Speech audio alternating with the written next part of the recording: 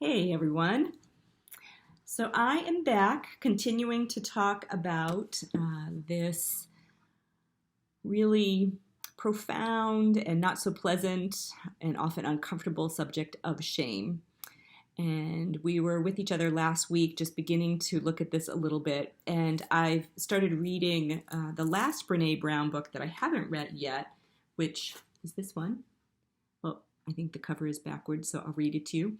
The title is I Thought It Was Just Me, but It Isn't, Making the Journey from What Will People Think to I Am Enough. And I've been thinking a lot about the upcoming workshop that we're having next Friday on shame and using EFT to help to diffuse that, remove it, release it from our mind and our body, the energy of that emotion, which is a really low level energy. And only a couple of people have signed up. And I know there's plenty of time between now and next Friday. Actually, this Friday. It's this Friday, the 16th, sorry. So there's a few days left.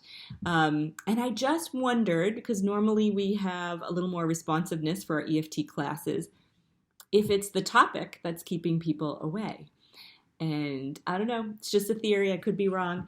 But it's so uncomfortable, I think, for so many of us to even think about what we feel ashamed about, let alone come to some group conversation about that, and that just feels maybe overwhelmingly vulnerable. So I want to just read you a little excerpt from Brene Brown's book. It's actually from her introduction, and see if any of this resonates for you. So she says, when people hear the word shame, they often have one or two responses. The first, I'm not sure what you mean by shame, but I know I don't want to talk about it. Or, oh, shame. I know it well, but I don't want to talk about it. She talks about the fact that we all experience shame. It's this universal emotion. And she goes on to say, the less we understand shame and how it affects our feelings, thoughts, and behaviors, the more power it exerts over our lives. However, if we can find the courage to talk about shame and the compassion to listen, we can change the way we live, love, parent, work, and build relationships. People often want to believe that shame is reserved for the unfortunate few who have survived terrible traumas. But this is not true. Shame is something we all experience, and while it feels like shame hides in our darkest corners, it actually tends to lurk in all the familiar places, including appearance and body image, motherhood, family, parenting, money, work, mental and physical health, addiction, sex, aging, religion. And I think we could go on and on. There's so much that can trigger this horrible feeling of shame.